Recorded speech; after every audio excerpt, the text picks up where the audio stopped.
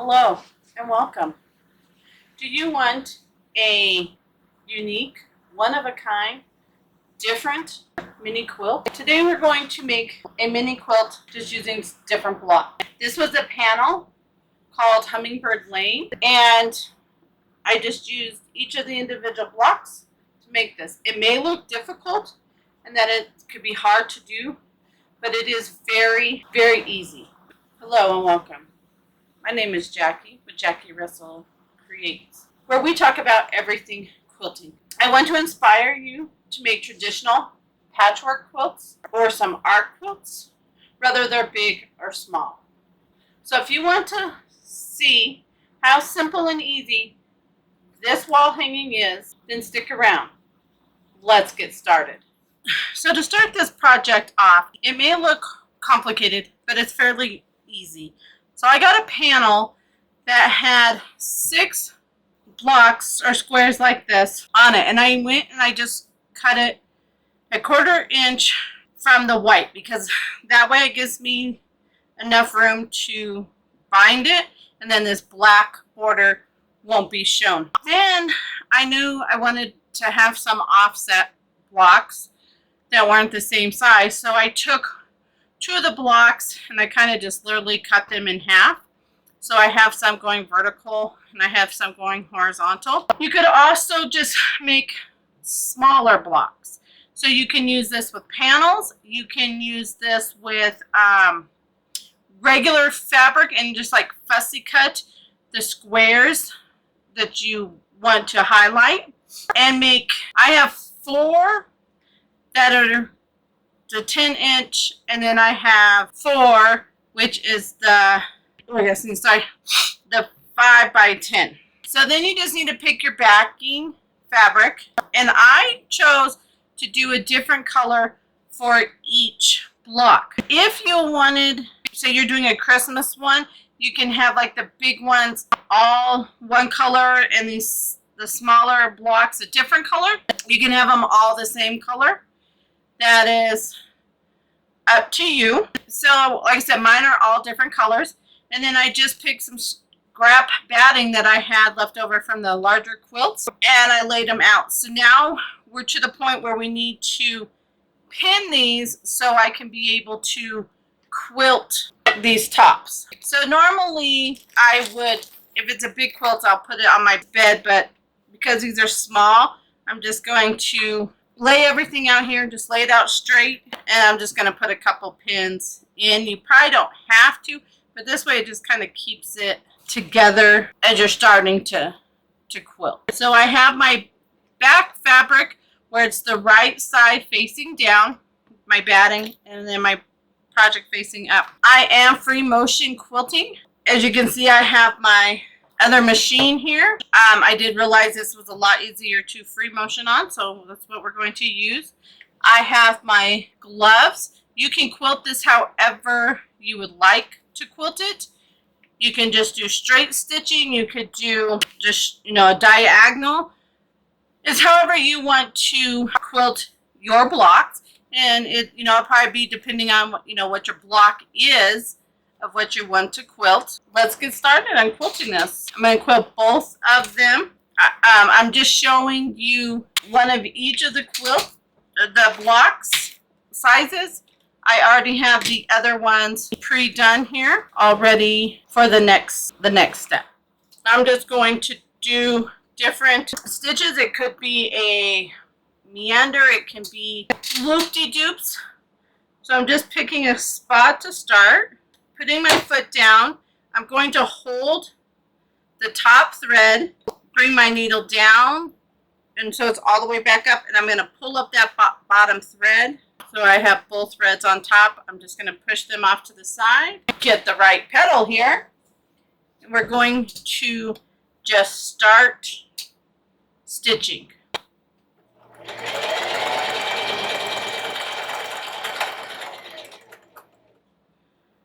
Once I get so far, I like to trim these threads because they're locked in out of my way. And I'm going to go ahead and pull this pin here.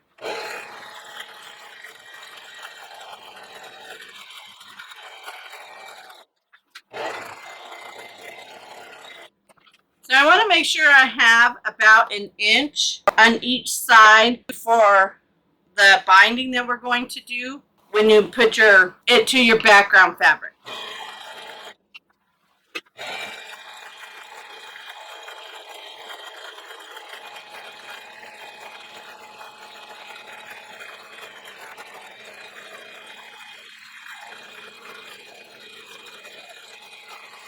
Okay, so we're done with the quilting part. What we're going to do what's called a self-binding. Normally we would just take our ruler and square it up and trim off both the batting and the extra fabric. But because we want the extra fabric, I'm just taking my scissors and I'm just going to trim off my binding even with the block. Then what I'm going to do is take the ruler and I'm going to make sure I have an inch hanging off the side. So this side's pretty good. So I'm just lining the inch mark up along my edge of my block. And I like to have an inch when I'm doing the self-binding.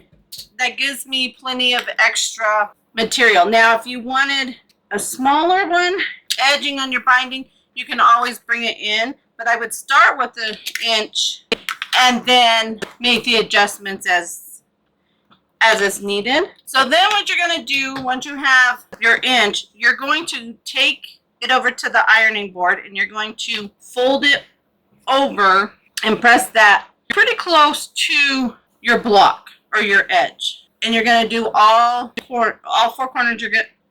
Four sides. You're going to fold your corners over. And they're going to overlap just like this, but that's okay because we're going to do a mitered corner when we bind it. So I'm going to cut the other one and take these over to the ironing board, and I'll be back once I have them pressed. Okay, so I brought you in a little closer here so you can see how I do these corners. So if you don't want to do the self-binding, you can do the traditional binding, but I chose to do the self-binding on this project. So what we're going to do is we're going to fold these up. And this is where I said if you wanted a little less binding here, say it's going to clip a corner, say like if it was to clip this bird's wing, then I might go in and trim back a little bit so when it clip that, but I'll be okay. So I'm going to leave mine as it is. And I'm just using Wonder Clips. And I'm just going to clip along the edges. But when we get down here to the corner, you know, most people would want to, you know, kind of go like that, which is okay, but I'm going to do a miter, which is, you know, the traditional that we do on our regular binding. So what you're going to do is you're going to take this corner and you're going to fold it in. And then you're going to fold over your one edge and then you're folding your other corner. And that's going to give you your mitered corner. I don't know how well you can see that. And then I'm going to put a clip right on the corner, a clip on this side, and I'm going to put a clip on this side just to really hold that corner in place. And then we're going to keep binding around. I'll show you one more corner and then we'll take it to the sewing machine. I like to get as close as I can but still have room to be able to fold this corner in and fold the edges over.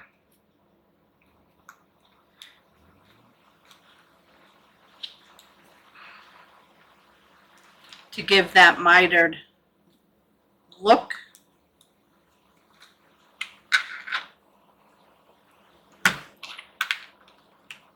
And I love using these Wonder Clips. They're just so much easier than trying to hold your binding on with pins. So I'm going to bind both of these little blocks. And then we're going to take it over to the sewing machine and stitch. You could do a decorative stitch here to catch this edge. Or I'm just going to do a straight stitch as right along the edge as I can, all the way around it. So I'll meet you at the sewing machine. Here we are, back at the sewing machine. I have switched them out for my Singer one, and I'm just putting it right against this edge as close as I can. I will back stitch the beginning and end and a little bit at each corner just to reinforce and make sure that those miter corners stay down.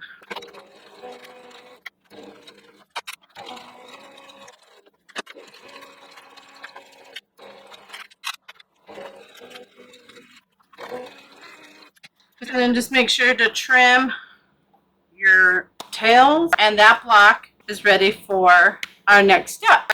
I always like to start at the bottom of my project when I'm putting on the binding, no matter if it's the self-binding or the traditional binding.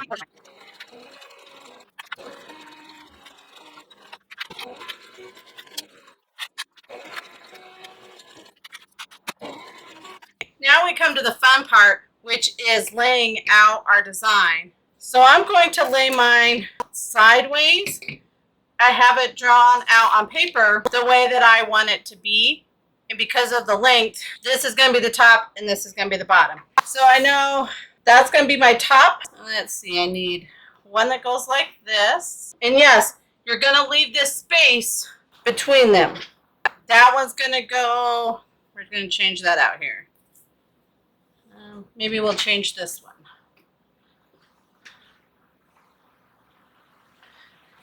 This one is going to go there. Then we need an up and down one.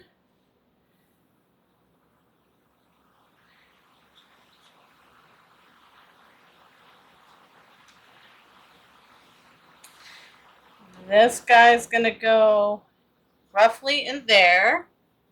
We need another up and down one, and so he's going to go like that. Then we need our other one, and then this one goes like that. So that is our design. There's not going to be anything in these spaces right there. It is going to be open. So this is going to be the part that people don't like. But it's how it's going to have to be done. So I'm going to line these up. And I know I want this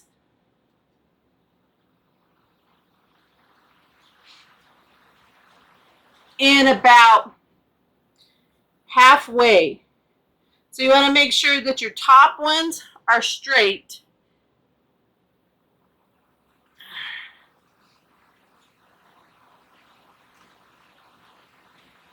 This one is going to come in about a half an inch to 3/4 of an inch. And this one is going to hang off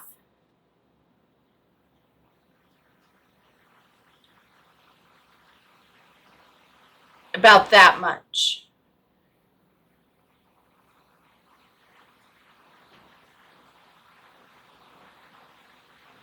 So what you're going to have to do is you're going to have to hand stitch these together. So what I would do is I would find, I'm going to start down here at the bottom. I'm going to find the center of this block just by creasing it a little bit. That way I know I want this corner to match up. Then I'm just going to flip it over and I'm going to whip stitch just along that edge with white thread. And then that will be stitched together. Then I'm going to find the halfway point this direction. And I know that's where I want this purple one here, that corner to line up. And I'm going to do the exact same thing there. Then I'm going to find it on this side and make sure that this purple or pink lines up there. And I'm just going to stitch those, hand stitch those together. So once I have this all hand stitched together, I will be back to show you how it looks laid out and attach the hanging pieces so it can hang on the wall. So here we are. And all we have left to do is now to attach the hanging strips. You can use ribbon. You can use fabric and make little loops. You can make a, what is that called? The long strip, the hanging panel that goes on the back on both the top pieces to, hang it up on the pole. I am going to use the fabric that came with the panels, or that the panels were on. And I'm just going to cut them roughly about 8 inches, 10 inches, because I want it to hang down. And they're going to be 3 inches wide. That's what I'm going to cut them. Then I'm going to sew them together with right sides along the edge. And I'm going to make sure to turn under the ends. I'm not going to sew the ends. I just want to be able to turn under some of the raw edge so it's not seen through the loop. And then I'm going to turn it so it's going to be a little tube. And then I'm going to attach the ends to the top of my panel. You can also make it so you can just attach it with the threads open and make it so it's long enough that you can be able to tie around whatever you're going to put it on, whether it's just a regular pole. I'm going to put mine, because mine are hummingbirds, I am going to go out in my yard and find a stick that's long enough that I can be able to just run through the loops and then be able to hang it up that way. So let's cut our pieces here. And so I'm going to line up my edge of my fabric along the 3-inch mark of my grid. And it don't matter where it is on this map. So I'm going to line it up, also making sure I have one of my straight lines, even with one of the lines on the cutting mat. That way I know my ruler is straight. And I actually want to cut off, because I want the flowers to be seen. I don't want to cut them off. So we're going to just cut off the selvage here, and then we'll flip it over and then cut my 3 inches from there. And so I'm going to make 4 of these. So there's 2 on each of the blocks. And there will not be a pattern for this, because it all depends on your material, your blocks, and your different sizes of blocks on how it will go together. It's just a concept. So this is what my strips will look like, or my little loops. And I made them big enough that I'd be able to get a piece of wood through there. And then they'll be able to see the coordinating flowers that go with each of the panels. So I'm going to cut these and sew them into a tube using a 1/4 inch seam allowance. And I'll be back once those are done.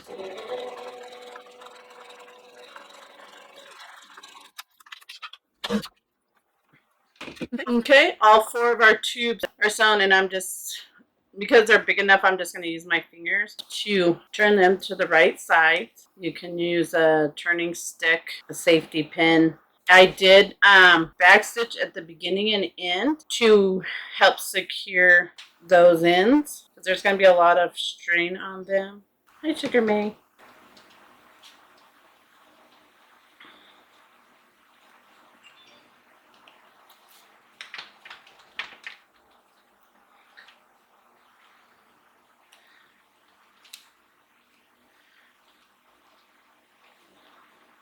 Now once you have them all turned out, all 4 of them turned out, you can take them to the ironing board. You can press them to lay them flat. You can do a top stitch on top of them, on the top, to hold them flat. So I think I'm going to do a top stitch on them all the way around. And I just finger pressed mine. I'm not going to take it to the ironing board.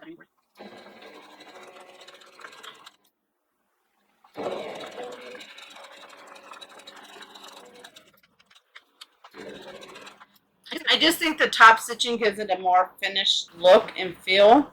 I know it's just a loop that it's hanging on, but to me it just gives it that finished look. So there's my loop. I'll take my 2 ends together and I can go ahead and machine stitch these to make the loop. Or when I attach them to the block, I can just go through both pieces. And what I could do is I can machine stitch it right along in the ditch of my binding here. Maybe I'll just do that instead. I was going to hand stitch it, but I think I can just line it up like that and go in the ditch and secure it to my border. And I am using white thread so it'll blend in. So there is one loop with enough hole to be able to put a stick in and be able to give room in case it has like the little nubs from the branches on. So another tip is when you're doing this, if it's not laying flat when you hold it up and they want to bend, use a little starch on them. I just use some spray starch just on the front and mine hangs pretty even now. So that's what I would do. You can also spray starch it onto the back if you need a little more strength and starch. So if you like this project, give it a thumbs up and comment below if you have found some fabric or a panel that you think would be cute to make this miniature quilt with unique. As you can see, it may look complicated, but it's very simple to do. So if you like the project and you want to see more like it, subscribe and hit that notification bell so you know the next time I upload a video. I upload most Tuesdays, Thursdays, and Saturdays. Until then, happy quilting, my friends.